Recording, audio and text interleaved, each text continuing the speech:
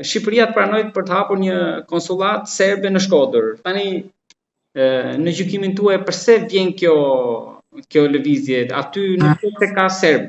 A mundet që se konsullatat zakonisht i kemi parë që janë vendosur, janë ngritur aty ku ka minoritet apo interesa, por në këtë rast kjo konsullat mund të shërbejë për ta krijuar minoritetin, apo është një lëvizje për ato që mundot me malezi. Ju si shikoni në tërësi?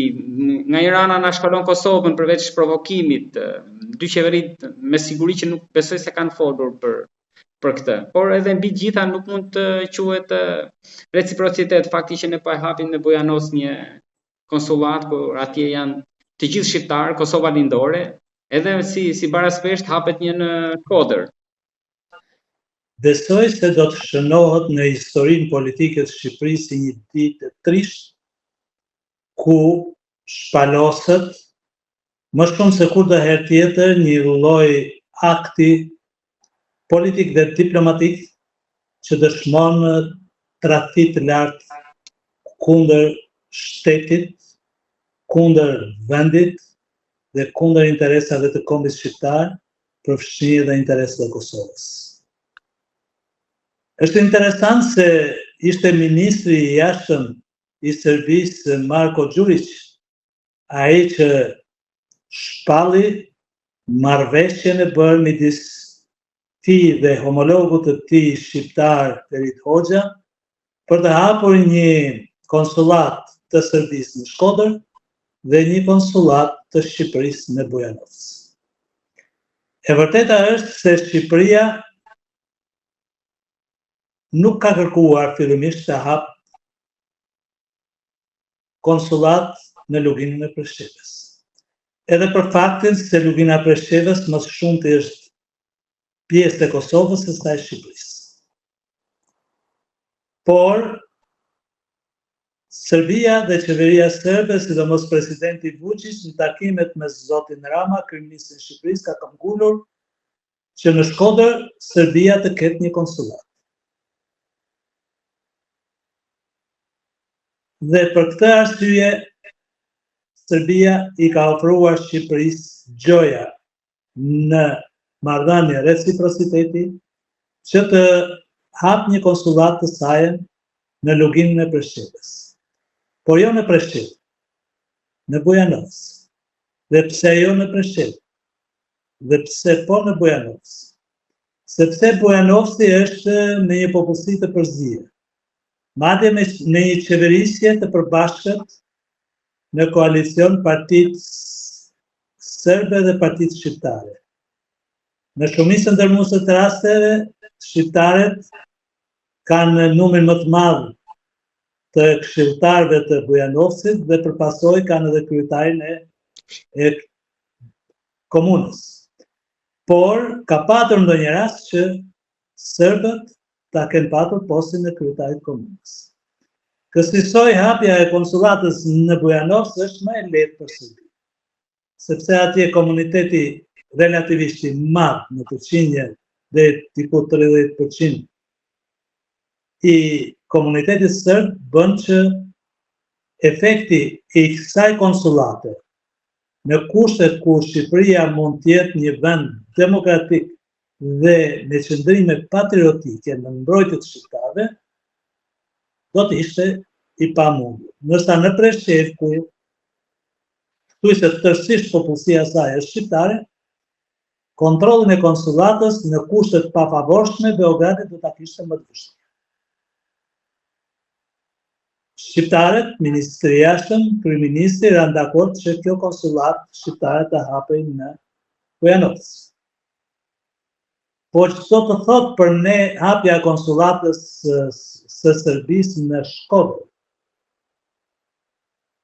Ministri i jashtëm Ferit Hoxha foli për reciprocitet. Po mirë, pse në Shkodër? Dhe ta hapnin në Kukës, dhe ta hapnin në Tiranë, do në reciprocitet. Jo, po nuk ka si pas Ferit Hoxhës reciprocitet, as në Kukës, as në Tiranë, as në Vlorë, as në Gjirokasë, as. Po pse s'ka? Sepse në Shkodër jetojnë një 27 serbë gjithsej. të regjistruar në censusin e fundit. Domethënë, për 27 Serb që jetojnë në qarkun e Shkodrës, jo në qytetin e Shkodrës, hapet një konsullat me 27 agent të bija serbe për të punuar njësoj siç punoi Greqia në Imar, që të zgjeroj hartën e minoritetit serb. 27 serbët e Shkodrës, duke hapur konsullatën, do të shërbejnë si bërthama e një konflikti të ri midis Shqipërisë dhe Serbisë, në kushte normale, jo në kushte e një qeverie tradhtare të vendit dhe të shtetit, siç është qeveria e Edi Ramës. Në kushte normale do të ketë një konflikt midis të dy vendeve, lidhur me atë se ka apo nuk ka minoritet serb në Shkodër. Ndërkohë që minoriteti serb në qarkun e Shkodrës ka qenë në fshatin Vrak. Dhe tashmë është e ditur që në vitin 90 apo më pak më parë, fshatarët e Vrakës u aratisën kolektivisht në Maltëzi dhe Miloševiqi i vendosi diku afër Gjakovës në një qytet të vogël, u ndërtoi pallate me qëllim që të ndryshojë strukturën e popullsisë së Kosovës nga shqiptarët ta bëjnë serb. Por brakaqorët që u vendosën në Kosovë, para dhe pas luftës, ikën nga Kosova për shkak të kushteve mizerabël të jetesës dhe gjetën mundësi jetese më të mirë në republikat e tjera të ish Jugosllavisë. Këta njerëz mund të konsiderohesh një pakicë serbe apo malazeze. Shpesh herë është thënë që ajo është pakicë malazeze dhe jo serbe.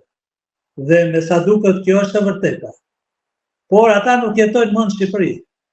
Jetojnë vetëm 27 të ashtu quajtur serb të regjistruar në censusin e fundit.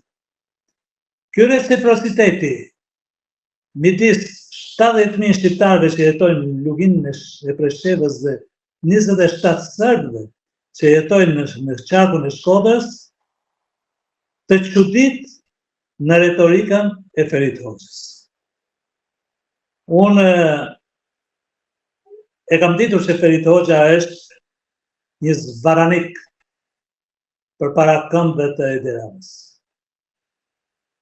Për herë të parë kam shkruar për të para shumë vitesh, para disa vitesh, kur u njoftova se ai në kuadër të veprimtarisë diplomatike në OKB, në kafenet e pallatit të Çelçit, bisedonte me diplomat perëndimor dhe amerikan për opsionin e ndarjes së Kosovës, i porositur nga Edi Rama. Shpeshherë kam bërë pyetjen, mos ndoshta isha i gabuar, sepse informacionet ndonjëherë mund të vinë edhe të gabuara. Por dita e djeshme më ka bindur përfundimisht se Ferit Hoxha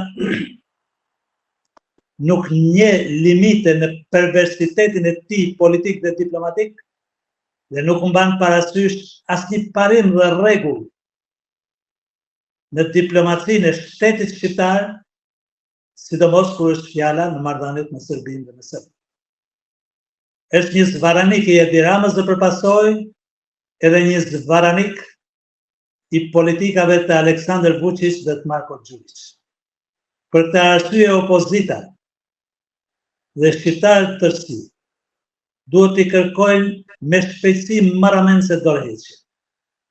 Shkodra duhet të reagojë, protestojë dhe të kërkojë detyrimisht dorëheqjen e këtij njeriu që nuk bën asnjë punë në dobi të Shqipërisë dhe shqiptarëve përveç se kundër interesave të